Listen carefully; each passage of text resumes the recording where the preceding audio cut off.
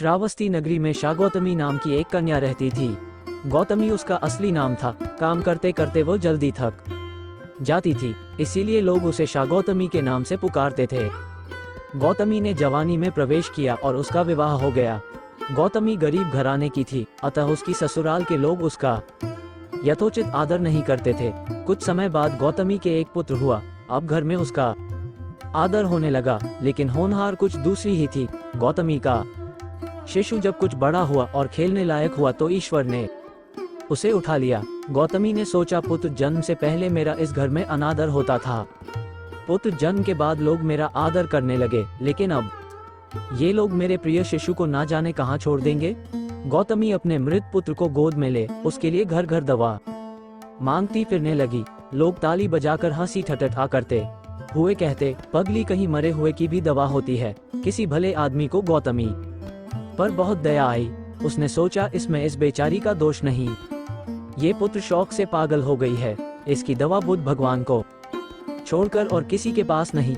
उसने कहा, देवी तुम बुद्ध भगवान के पास जाकर उनसे पूछो। गौतमी अपने शिशु को गोद में ले जहाँ बुद्ध पालथी मारे बैठे थे पहुंची और अभिवादन करके बोली, महाराज मेरे पुत्र को दवा दीजिए। तथागत ने कहा, तूने अच्छा किया जो यहाँ चली आई। देख, तू इस नगर में से जिस घर में किसी की मौत ना हुई हो, राई के दाने मांग लो, फिर मैं तुझे दवा दूंगा।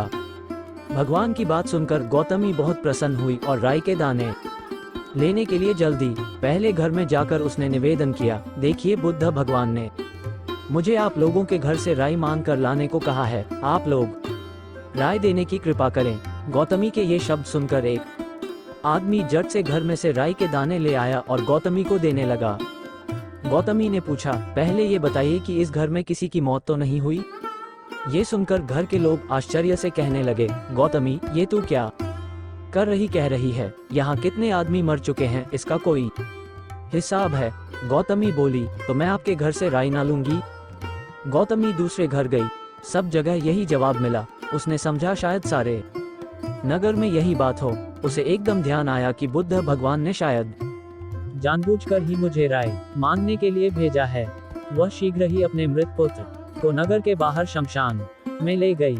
उसे अपने हाथ में लेकर बोली, प्रिय पुत्र, मैंने समझा था शायद तुम ही अकेले भरने के लिए पैदा हुए हो, लेकिन अब मुझे मालूम हुआ कि मौत सबके लिए है जो पैदा हुआ है। इतना कहकर अपने पुत्र का शमशान में अंतिम संस्कार करके वह वहां से लौट आई। लौटकर गौतमी बुद्ध के पास गई। बुद्ध ने पूछा, गौतमी राई के दाने मिल गए?